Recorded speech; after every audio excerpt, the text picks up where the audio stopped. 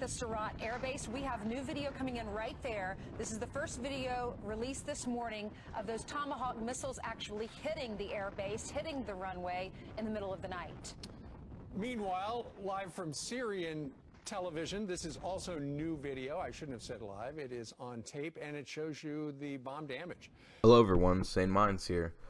So my last video, just learned about Trump launching 59 Tomahawk cruise missiles at a Syrian air base. And so I'm asking myself, you know, what are the implications of that now? And what is going to happen because of it? And in the grand scheme of things, not much is going to change, in my opinion. It seems that 6 Syrian soldiers have been killed, and there's been some reports of civilians, but that has not been verified. No Russians, though. It seems that Trump and the U.S. administration gave the Russians at least an hour advance notice, and I'm sure some of those Russians, you know, told some Syrians too. So, I mean, I'm sure that the casualties could have been much worse than they were, because that was not the point of the attack. It wasn't to kill. It was to destroy aircraft and infrastructure. So now Russia wants to go ahead and say they're going to strengthen Syria's anti-air defenses to try and deter attacks like this in the future. And what this is going to mean for Russian and U.S. relations, which honestly I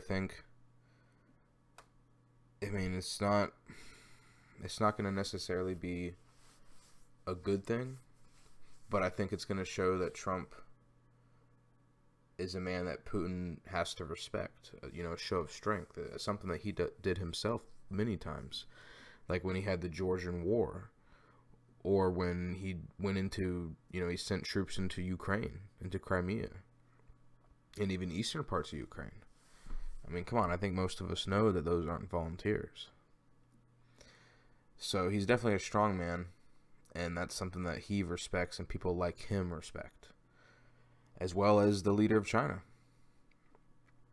You know, he's in his culture and in his country, they respect shows of strength as well. And Trump is an excellent business, you know, maker. He makes deals nonstop. That's what he's done to get to where he's at. And I think that was very calculated, how he was at dinner with the president of China while the missile strike was going on. You know, I mean, it was definitely an opportunity that he saw where he could maybe gain some points for certain countries over there that don't like Assad, like Turkey, Israel, other countries that are just not on his side. Which, I mean, to be honest, Assad's a very complicated situation, because, you know, it is like in Iraq in certain ways. You know, these places have had these dictatorships, you know, for a very long time now. And the only thing that's held some of these countries together, it has been those dictatorships, because of the different tensions between the different sects of the religions and their ethnicities. Like, there's real tension between these groups to the point where they kill each other, you know, daily in a lot of these places. So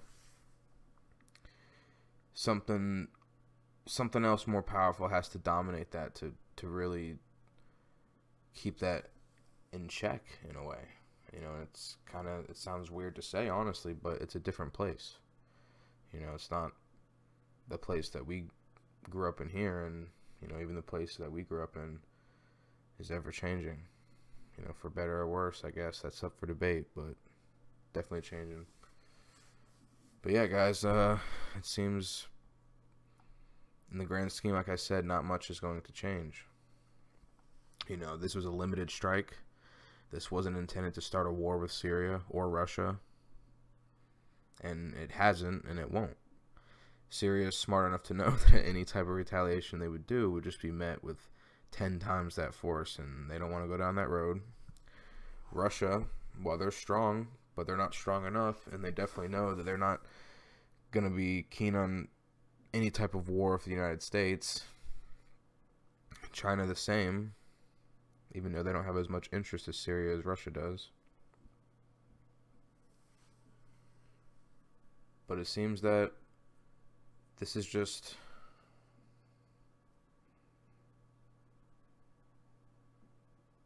this was an opportunity. This wasn't something that Trump planned. I mean, I think that he's a guy that throughout his life, he's had to make split-second decisions on stressful situations, you know, like when he's discussing, you know, a business deal, a matter, buying something, selling something. Sometimes you have to think on your feet very quick. And I think this was an example of the business aspect of Trump coming into play. He's using this as a card to show China, you know, we're not messing around. We will act on North Korea by ourselves.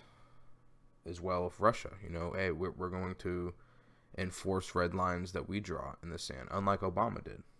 Because, you know, what use is there to draw a line if you're not willing to back up your claim with it? Otherwise, why even draw it? You just make yourself seem hollow, and everything else that you say and you do is scrutinized that much more and not believed.